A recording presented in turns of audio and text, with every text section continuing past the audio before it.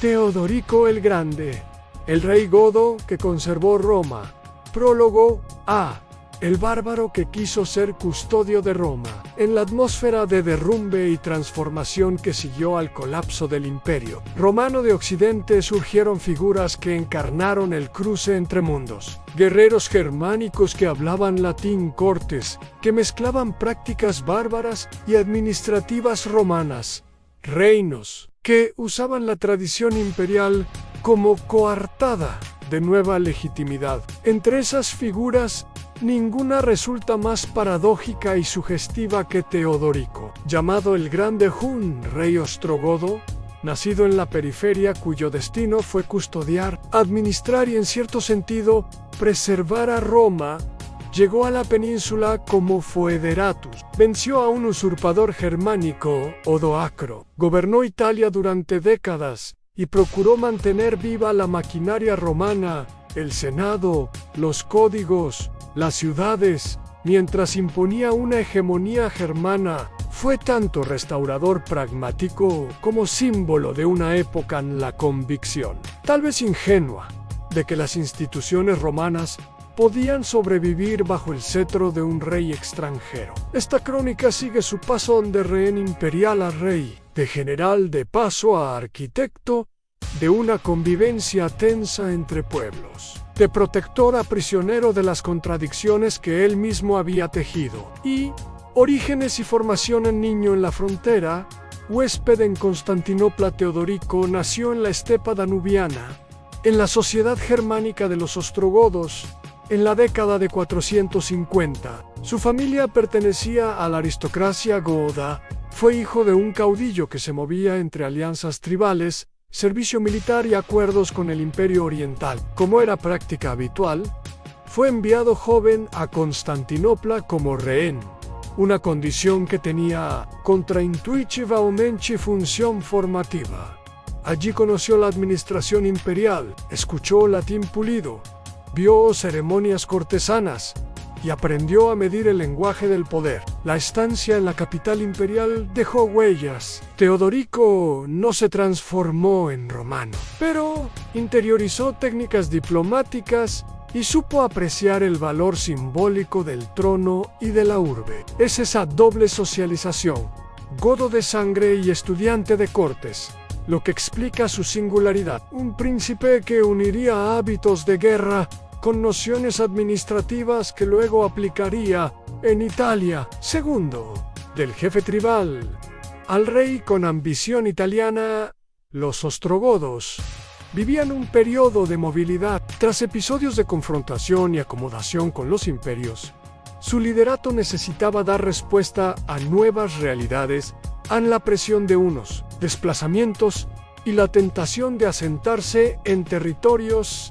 más ricos. Teodorico emergió como líder en ese contexto, audaz militarmente, dotado de capacidad organizativa y hábil para negociar con otros caudillos. La oportunidad mayor llegó con Italian en 488, el emperador oriental. Zino, que tenía interés en debilitar a Odoacro, el hombre que en 476 había depuesto al último emperador occidental y gobernaba Italia, favoreció la marcha de Teodorico hacia la península para resolver el problema de modo práctico. Ni Zeno ni Teodorico parecían interesados en destruir a Roma. Ambos veían la posibilidad de resolver una anomalía política, la usurpación de Odoacro, mediante una fuerza que diera orden. La expedition, mezclada de cálculo diplomático y ambición personal, inició la aventura italiana del rey godo. Tercero,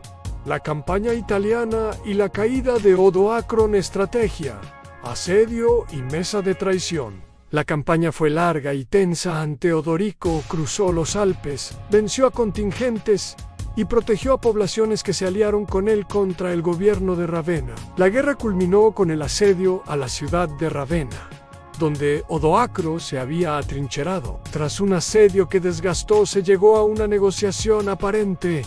Teodorico ofreció la amnistía y correinado, o reparto, según algunas versiones. Odoacro acudió al palacio para firmar. pero fue asesinado en la escena culminante. La narración tradicional habla de una comida, de una traición en el umbral de la paz Z-, y Teodorico emergió como señor único de la península. Ese gesto, asesinar al rival tras un acuerdo y erigir la hegemonía sobre las ruinas del precedente, fue al mismo tiempo típica y decisiva antípica, en tanto la política de la época solo daba margen a la resolución final. Decisiva porque con el Teodorico no se limitó a ser un caudillo victorioso, se convirtió en constructor de un nuevo orden en Italia. Desde ese momento, su tarea fue administrar, no exclusivamente saquear. Cuarto, construir un reino sobre ruinas a la mezcla institucional como proyecto político. La novedad de Teodorico fue su elección de gobernar Italia con la máxima continuidad posible de las formas romanas. No destruyó el Senado ni abolió las leyes, más bien procuró usarlas. Mantuvo la estructura administrativa, confirmó leyes y magistratura. Conservó el sistema municipal y no ejecutó una expropiación masiva de bienes romanos, aunque hubo reparto de tierras para los godos. Su doctrina de gobierno, tus cogibus legalis, uno para romanos y otro para godos, fue un intento práctico de gestionar pluralidad legal, sin borrar identidades. Esa política obedecía a un cálculo claro. Italia no era solamente territorio que cedía a botín rápido, era una máquina económica y administrativa que necesitaba técnicos, juristas, funcionarios y ciudades prósperas. Perder esa maquinaria habría significado perder el principal recurso del que se alimentaba la monarquía gótica. Así, Teodorico hizo que la corona gótica fuese, con paradojas, custodio de la romanidad.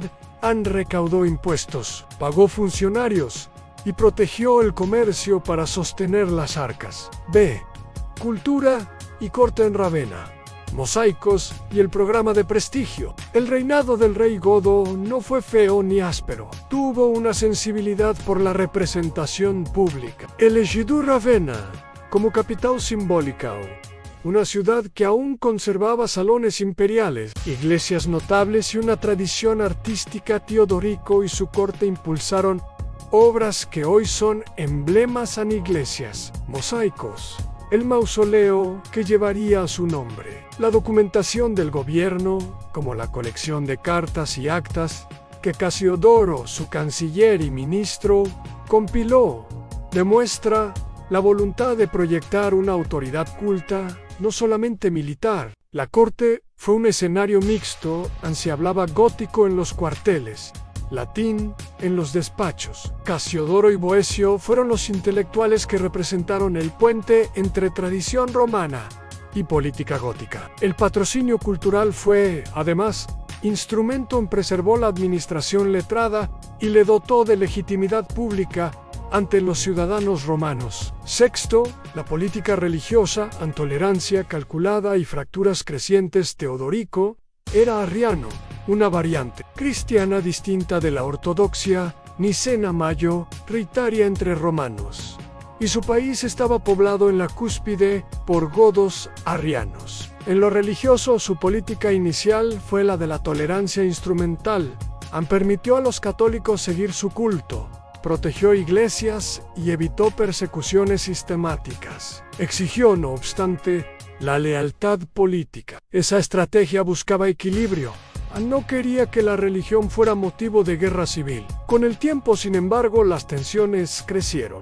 Factores externos, las presiones recíprocas con Bizancio, la llegada de clérigos romanizados con vínculos orientales y cambios doctrinales en Constantinopla hicieron que la convivencia se tensara. Episodios trágicos, acusaciones de conspiración, represión de obispos y, sobre todo, el proceso contra Boccio deterioraron la percepción de la política teodoriana. Boccio, que había sido ministro y autor de obras filosóficas, fue arrestado y ejecutado por cargos de traición. Su caída se convirtió en símbolo hanga. Convivencia tenía límites que la política y la sospecha podían traspasar. Séptimo, administración, justicia y ley, an Casiodoro, y la técnica del Estado. El nombre de Casiodoro aparece como sinónimo de la organización administrativa, exconsular y hombre de letras. Casiodoro fue mano derecha del rey, compiló decretos, organizó correspondencia, propuso reformas legales y diseñó la documentación que permitiera al Estado godo funcionar con la misma eficacia que el romano. Su obra varia. Colección de cartas oficiales. Es testimonio de cómo Teodorico empleó la técnica del poder lenguaje protocolar, decretos, nombramientos y protección de intereses públicos. En el plano jurídico, Session Double, ley gótica para godos, ley romana para romanos, buscó contener conflictos. En la práctica funcionó mal a veces. En los tribunales preferían latín y tradición, mientras la tropa gótica pedía exenciones. Teodorico, con paciencia, ajustó impuestos y privilegios para evitar revueltas. En lo económico, su gobierno estimuló la agricultura, protegió el comercio con el este y trató de mantener la red portuaria como eje de ingresos. Octavo, relaciones exteriores, alianza y diplomacia. En un Mediterráneo fragmentado, Teodorico no vivía aislado. Su reino se movía entre alianzas matrimoniales y política continental. Casó a su familia con otras casas germánicas, tejió lazos con los francos y mantuvo negociaciones con el emperador oriental. Su diplomacia fue amplia. Procuró acuerdos con los visigodos y los francos. Sostuvo conversaciones con Bizancio, y por eso su reino duró más de lo que muchos esperaban. Supo combinar la espada con la alianza. Sin embargo, la relación con Constantinopla fue ambivalente. Inicialmente, el emperador oriental prefería soluciones que evitaran la expansión de poder romano en el occidente. Con el tiempo, las discrepancias doctrinales y las intrigas políticas erosionaron la confianza. Teodorico procuró mantener autonomía e imagen de protector de Roma frente a cualquier reclamación oriental, al mismo tiempo que evitaba una guerra mayor con el Esta IX, final de reinado y la herencia problematizada. Teodorico murió en 526 después de medio siglo largo de vida pública marcada por la construcción de un reino que intentó conservar Roma como sistema. A su muerte el equilibrio se quebró. A la generación que había conocido su política de conciliación se evaporó y las nuevas tensiones religiosas, dinásticas, económicas, emergieron con fuerza. Su hija, Amalasuntha, gobernó por un tiempo con una orientación pro-romana y educativa, pero la fragilidad del arreglo ya estaba visible. La mezcla de pueblos no tenía un mecanismo claro de integración política y la memoria de ejecuciones y sospechas pesaba. En las décadas siguientes, la Italia gótica sin la mano estable y autoritativa de Teodorico se fragmentó y quedó expuesta a la ambición recuperadora de Bizancio a la reconquista lanzada por Justiniano en el siglo siguiente. La famosa Guerra Gótica mostró cómo el orden construido con paciencia podía desmoronarse por choques doctrinales, por rivalidades dinásticas y por ambiciones imperiales de fuera. El final es, por tanto, doble. El reinado de Teodorico viene a la historia como ejemplo de conservación y como advertencia sobre la fragilidad de los sistemas híbridos. Epílogo: legado ambivalente, custodio de Roma y príncipe extranjero. Teodorico el Grande es figura que obliga a la paradoja. Fue un hombre que decidió no arrasar lo que conquistaba. Elevó la conservación de las instituciones a instrumento de su legitimidad en la práctica. Su política preservó la vida urbana, mantuvo la burocracia, protegió el comercio y sostuvo la lengua latina en la administración. Fue mecenas cultural y arquitecto de Ravenna. Pudo imaginar que, mediante la autoridad del rey, Roma continuaría como civilización, pero también dejó heridas la existencia de dos sistemas legales la preferencia por una aristocracia militar, goda que se sentía distinta a los episodios de represión política, y la ejecución de figuras como Boecio muestran que la convivencia no fue solo pacífica. La sospecha y la separación étnica persistieron, y ello facilitó que tras su muerte la reconciliación se rompiera y la península se transformara de nuevo en teatro de guerras entre gentes del este y del oeste, legado material y cultural. Hoy Ravenna conserva los mosaicos, las basílicas y el mausoleo que recuerdan a la corte teodoriana. Casiodoro y su biblioteca atestiguan la voluntad de continuidad cultural. Teodorico, en todo caso, proyectó la idea de que una cultura administrativa puede sobrevivir a la caída de una dinastía si alguien decide protegerla. Que esa protección provenga de un extranjero es el enigma. A la romanidad sobrevivió durante el reinado godo, no porque el pueblo se convirtiera en godos, sino porque el Señor supo entender el valor de la máquina administrativa que gobernaba. Reflexión final en política práctica en tiempo de transición.